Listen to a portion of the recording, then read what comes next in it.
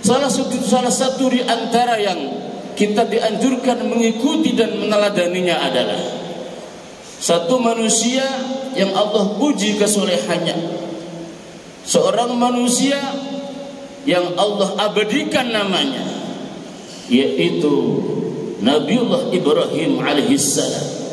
Allah berfirman, inna Ibrahim, sesungguhnya Ibrahim kana ummatan qanitan lillahi hanifah. Ibrahim adalah satu manifestasi perwujudan umat atau hamba Allah qanitan, yang selalu taat atas perintah-perintah Allah, tidak pernah membangkangnya sekalipun apapun jenis perintahnya.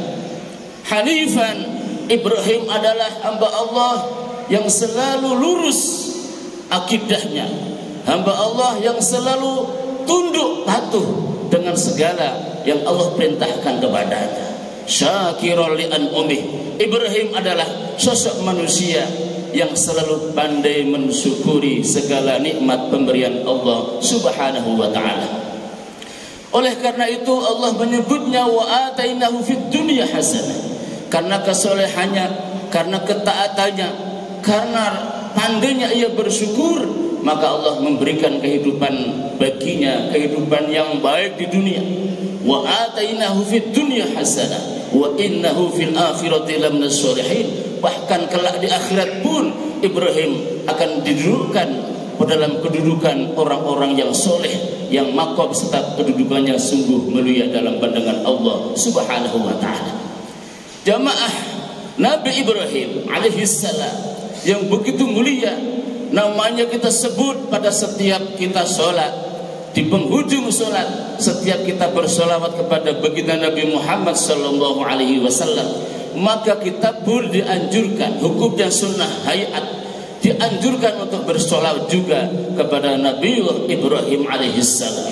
Allahumma salli ala sayyidina Muhammad wa ala ali sayyidina Muhammad kama sallaita ala sayyidina Ibrahim wa ala ali sayyidina Ibrahim, dan seterusnya.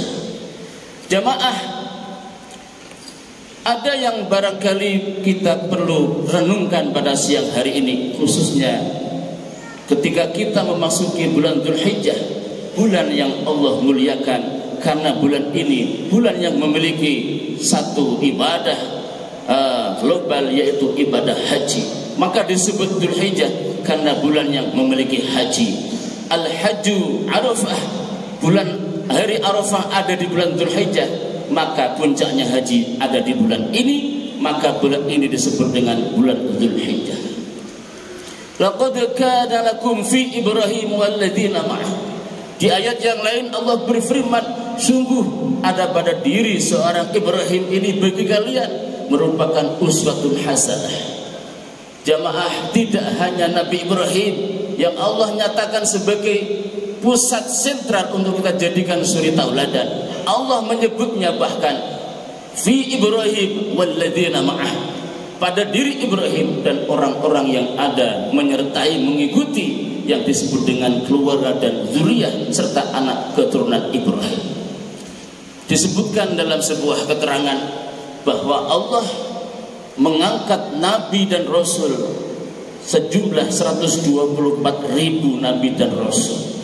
Di antara 124.000 nabi dan rasul itu, Allah pilih 313 menjadi rasul, yang mana perbedaan nabi dan rasul adalah seorang nabi adalah seorang laki-laki yang Allah pilih untuk menerima wahyunya, tetapi tidak diwajibkan baginya untuk mendakwahkannya kepada kaum atau orang banyak.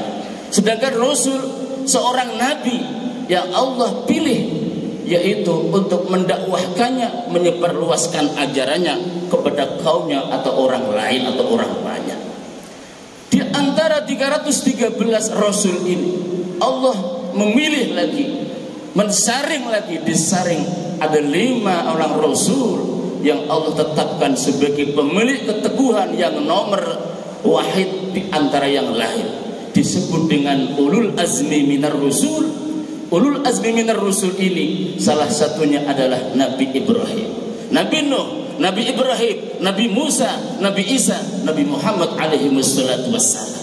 Nabi Ibrahim merupakan ulul azmi, Nabi Ibrahim merupakan sosok yang namanya diabadikan dalam Al-Quran, dan namanya kita sebut pada setiap kita sholat. Di penghujung sholat kita bersolawat kepada Nabi Ibrahim dan keluarganya.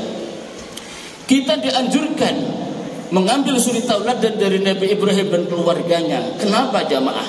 Yang pertama, karena Nabi Ibrahim adalah sosok manusia yang paling banyak melahirkan keturunan dari Nabi dan Rasul. Dari 124.000 Nabi dan Rasul itu, mayoritas adalah keturunan Nabi Ibrahim alaihissalam. Disebutkan dalam sejarah Al-Quran, idh qala lahu rabbuhu aslim, qala aslamtu lirabbil alamin. Ketika Ibrahim diperintahkan, Ibrahim berislamlah, Ibrahim tunduklah dengan undang-undang Allah, maka Ibrahim menyatakan dengan tegas, aslamtu lirabbil alamin, aku memeluk Islam, aku berserah diri kepada Tuhan semesta alam. Kemudian setelah itu Ibrahim berwasiat kepada anak cucunya, wa wassa biha Ibrahimu banihi wa Yaqub.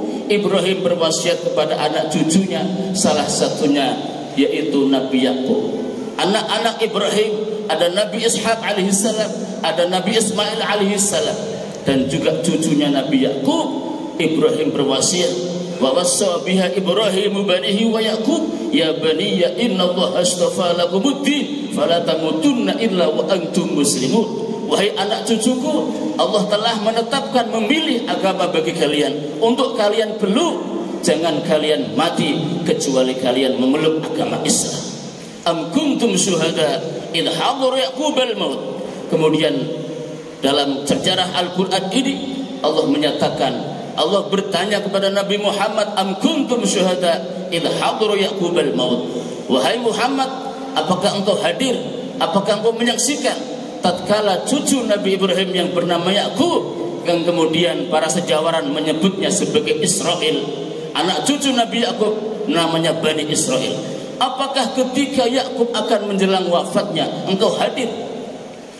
Allah bertanya bukan berarti tidak tahu.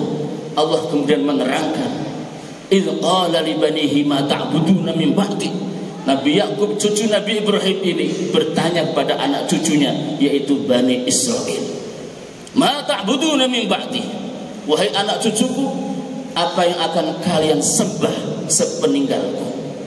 Maka anak cucunya Bani Israel menjawab, qalu na'budu ilahaka wa ilaha abaika wa abaika Ibrahim wa Ismail wa Ishaq ilahan wahida wa nahnu lahu muslimun. Anak cucu Nabi Yaqub atau disebut dengan Bani Israel menjawab, kami akan menyembah Tuhanmu, Tuhan ayahmu, Tuhan Ibrahim, Tuhan Ismail, Tuhan Ishaq, wa nahnu lahu muslimun, dan kami menyatakan sebagai orang muslim, orang yang berserah diri kepada aturan undang-undang Allah Subhanahu wa taala.